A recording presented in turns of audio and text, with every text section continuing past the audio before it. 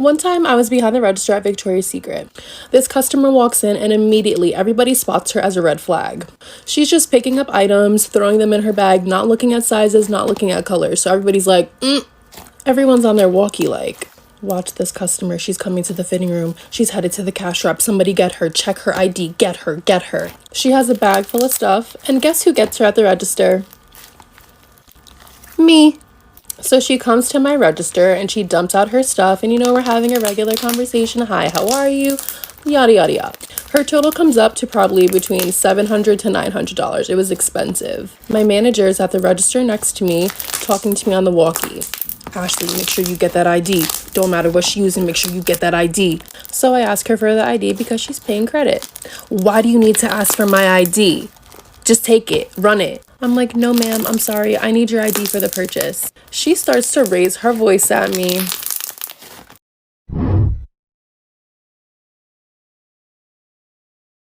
My cousin Millie is 30 years old and is an ER nurse. Her birthday was a few days ago and we planned a birthday prank which was leaving a fake snake on her cake. All fun and games because we do this every year to every family member.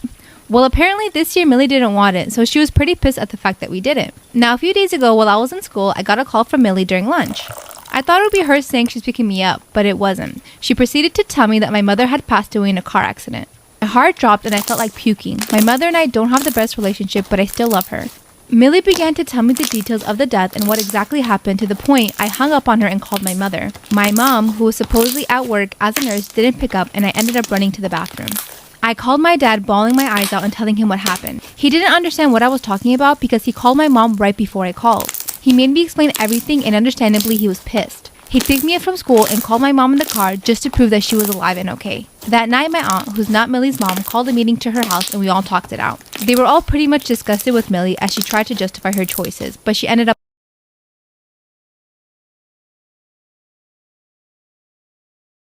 Storytime of how I caught my teacher naked. By the way, this is not my story, this is from Anonymous. So my whole class in 9th grade went skating. We were having a lot of fun and it was going normal. Afterwards, we went into the buses. When I sat on the bus, I realized I forgot my bag. I ran back inside into the women's locker room. When I went inside, it was just me, but then I saw a teacher. A male teacher. He was around his mid-30s. When I saw him, he was standing in just a towel. He was showering in the women's locker room for no reason. He asked me what I was doing there, and I said I forgot my backpack and that I was going to miss the bus. He then said if I stayed with him, then he would drive me back to school. So I did. I sat outside his shower, and me and him were just talking back and forth. Then when he was done showering, he walked out fully naked. He then changed right in front of me, and I was fine with it. I mean, I like seeing naked bodies. Follow for part 2. I'm 21 years old and my parents are divorced. My dad cheated on my mom when I was 10 and left her to marry his coworker, Kay. In the weeks following the incident, my pregnant mother ended up miscarrying from all the stress. Kay married my dad and gave birth to my half-sister S. I remember I always hated going to my dad's place. I remember being miserable whenever I was around them. I never had a bond with S and never considered her to be my sister. Anyways, I visited my dad until I was 15 and then moved to another country with my mom where she met P.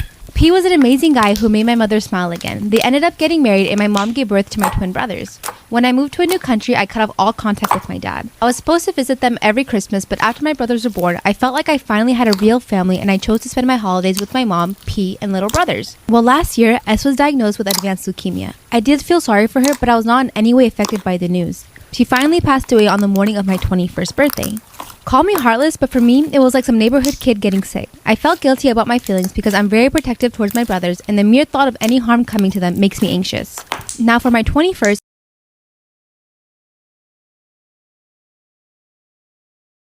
So this one time I had to stay at my grandma's because my dad was on vacation. And I was having a huge box of clothes come in and I was not about to have these hoes stolen, so I had my friend stop by to put them inside. So I called my friend up and I was like, hey, can you tell me when you get to my house and let me know when you put the package in? She's like, I got you, shawty. I was like, bet, girl. So around 10 minutes later, I got a call from her freaking out. She was like, Kayla, is there anybody at your house? I was like, no, my dad's on vacation and I'm at my grandma's. She said, no, Kayla, there is somebody at your house right now. So I start freaking out. I'm like, girl, what do you mean? And she said she saw someone walk across this huge window and then my dad's lights turned on. So I start freaking out. I'm like, what did you see walk across the window? Like, who did it look like? And she said it was just a black, tall figure that walked across that window. And around 5 minutes of being on the phone, freaking out, she said my dad's lights turned off again. Eventually, me and my grandma drove by the house to make sure nobody was there, and of course, nobody was in my house. And it only gets worse.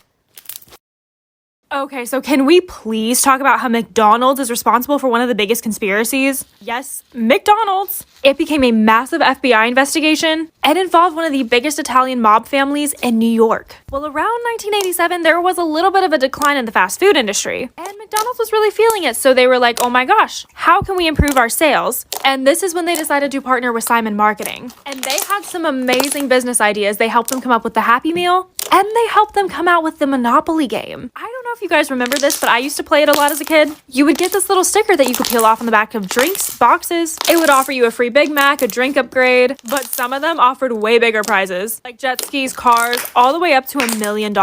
Yeah, I never found one of those. But you could always bring it back and add it to your Monopoly board. And anyone could participate even if you didn't buy anything from them. Like you could just go in and ask for a chip, or else it would have been considered. Register, and she dumps out her stuff, and we're having a regular conversation. Hi, how are you? Yada yada yada. Her total comes up to probably between $700 to $900. It was expensive. My manager is at the register next to me, talking to me on the walkie. Ashley, make sure you get that ID. Don't matter what she's using, make sure you get that ID. So I ask her for the ID because she's paying credit. Why do you need to ask for my ID? Just take it, run it. I'm like, no ma'am, I'm sorry, I need your ID for the purchase. She starts to raise her voice at me. If a website ever asks you these questions, don't do what she did. Once there was a girl named Masha who heard that there's a new service that gives everyone free internet access. So she decided to use it, but this would lead to something horrifying for Masha and her family. After she connected to this internet service, a web page popped up asking her to register some information, but the questions were oddly personal. It asked, what's your usual mode of transportation? With a photo of a bus, a boat, a train, and a plane. Masha took her bike to school every day, so she clicked on the train instead. But the next day, the local news showed that there was a horrific train crash that killed everyone on board. Masha thought that this was a coincidence, but soon she'd realized that she made a deadly mistake. Later, she needed to use the internet again, so she logged back in. This time it asked, what kind of home do you live in? Along with 4 different pictures of different types of homes. She clicked apartment even though her and her family lived in a house. And the next day, the apartment building near her school burned down. The police suspected arson. Then she went back to the internet server one last time, but this time it showed a photo of her mother, father, sister, and herself with the question, who is your favorite family? Am I the asshole for getting mad about my mom marrying my fiance's dad? What? I, 24 female, and my fiance, 24 male, have been together since our sophomore year of college, so around 5 years now. For context, my mom had an affair with a coworker when I was 16, leading to my parents' divorce. She has been single ever since. Sadly, my fiance's mom passed 2 years ago due to cancer, and his dad has been single since. My fiance proposed last year, but our wedding was delayed due to COVID. 3 months ago, in January 2021, we decided it was time to have our families meet for the first time to discuss our upcoming wedding. This went well. This morning, out of the blue, my mom called me and announced that she had eloped. I was shocked as she had not been dating anyone to my knowledge. Upon questioning, it turns out that she and my fiance's dad had been dating in secret since that meeting in January and had married in secret yesterday, making my fiance my stepbrother.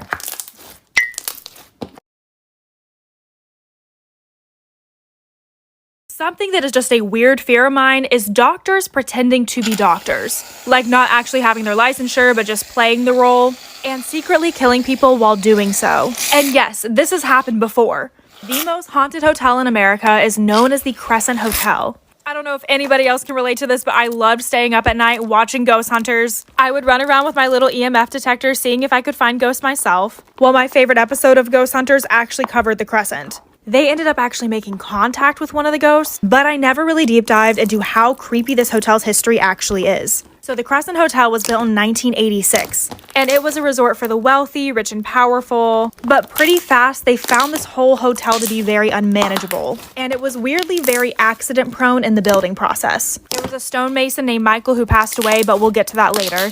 Well, it reopened in 1908 as a college for girls. This photo gives me very much Midsummer vibes. While this college was considered prestige, they covered up a death.